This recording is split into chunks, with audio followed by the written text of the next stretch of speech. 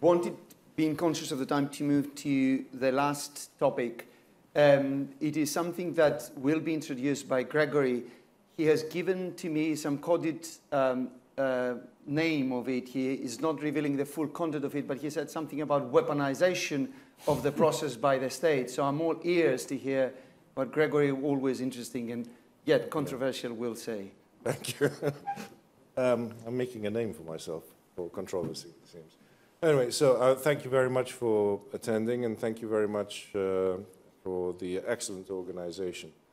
One of the experiences that we have had in arbitrations involving the state is that they tend to become highly political, highly politically charged.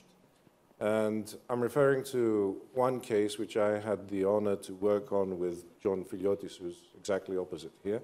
So he knows the case. I shan't reveal names, of course, or anything like that.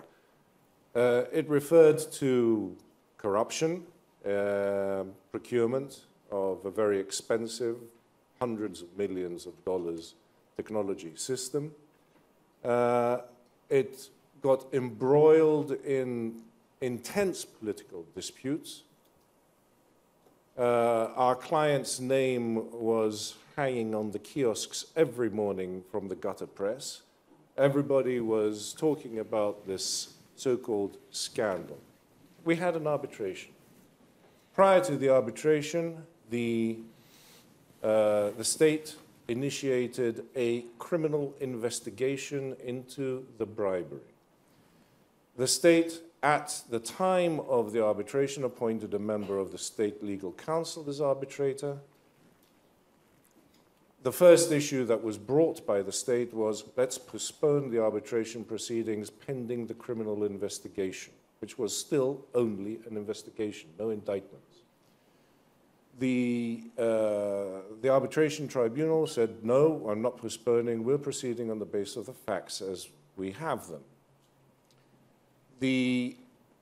Ultimately, the award, based on the facts presented to the arbitration tribunal, came down on the side that there is no evidence of corruption. At the same time, the criminal proceedings are going. From investigation, it reached the point of indictment. And 2 managers of our client were among the indictees. I think that's the wording. The minority decision, the dissenting opinion in the award echoed the criminal charges. The final award came down in our favor, 2-1. The state files a set-aside motion to the Court of Appeals.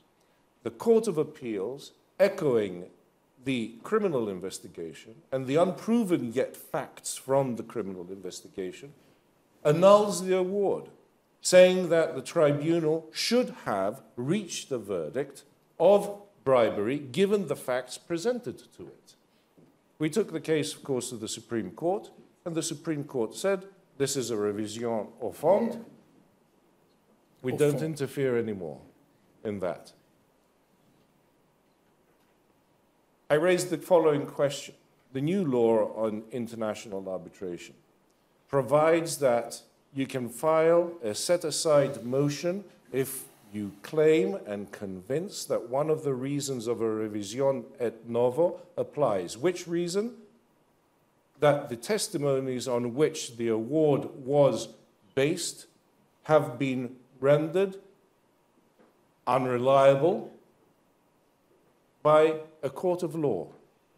So had the criminal prosecution proceeded, had our client been convicted of bribery, ultimately they were not convicted of bribery, but had they been convicted of bribery, the assertion of bribery would have meant that their testimonies, which we had used in the arbitration award, could be ground to set aside the award again, to start a new process setting aside the award. what are the limits between a revision de novo, anapsilafisi, and the principle in arbitration that you cannot revisit the facts? We have created a monster which, in the politically charged scenery of Greece, may put very fundamental problems to the future of state intervention, state arbitration in Greece, because everything in these things becomes politicized and becomes a criminal process also. And I call that the weaponization of the judiciary. We have seen in Greece so many times judges being appointed for specific tasks to render specific decisions or to see that specific accusations are raised. And this is very dangerous. And I think that it's a bombshell at the foundations of arbitration in Greece at the moment. Is that provocative enough?